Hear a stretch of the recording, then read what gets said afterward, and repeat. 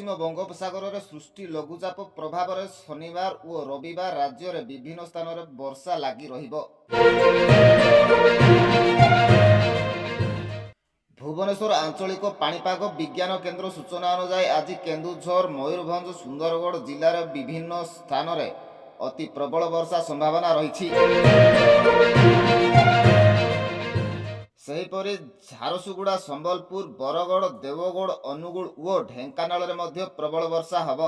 ସମ୍ପୃକ୍ତ ଜିଲ୍ଲାଗୁଡ଼ିକ ପାଣିପାଗ ବିଭାଗ ପକ୍ଷରୁ ସତର୍କତା ଜାରି କରାଯାଇଛି।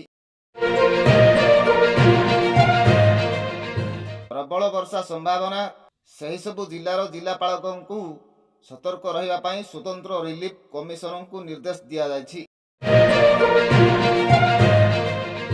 ମତ୍ସ୍ୟଜୀବୀମାନଙ୍କୁ ଆଗାମୀ 3 ଦିନ ଯାଏଁ ସମୁଦ୍ର ମଧ୍ୟକୁ ନ ଯିବାକୁ ପରାମର୍ଶ ଦିଆଯାଇଛି।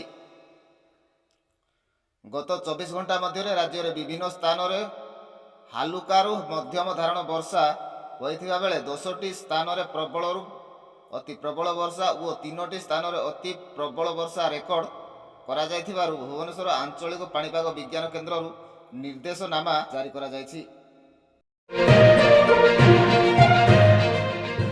ସେହିପରି ରାଜ୍ୟରେ 60.1% ନିଅଣ୍ଟିଆ ବର୍ଷା ହୋଇଥିବା ବେଳେ ପାଣିପାଗ ବିଭାଗ ସୂଚନା ଦେଇଛନ୍ତି।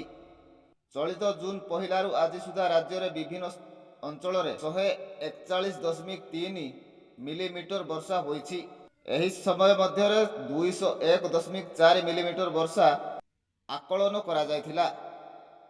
ତେବେ ରାଜ୍ୟରେ ଗୋଟିଏ ଜିଲ୍ଲାରେ ସର୍ବାଧିକ ପରିମାଣ ବର୍ଷା ହୋଇଥିବା ବେଳେ 10ଟି ଜିଲ୍ଲାରେ ସାଧାରଣ ଓ 2ଟି ଜିଲ୍ଲାରେ ସାଧାରଣକୁ ସାମାନ୍ୟ ଅଧିକ ବର୍ଷା ହୋଇଛି। 17ଟି ଜିଲ୍ଲାରେ ନିଅଣ୍ଟିଆ ବର୍ଷା ଥିବା ବିଭାଗ କହିଛି। ବ୍ୟୁରୋ ରିପୋର୍ଟ, ଜି ତୀର୍ଥ ନ୍ୟୁଜ।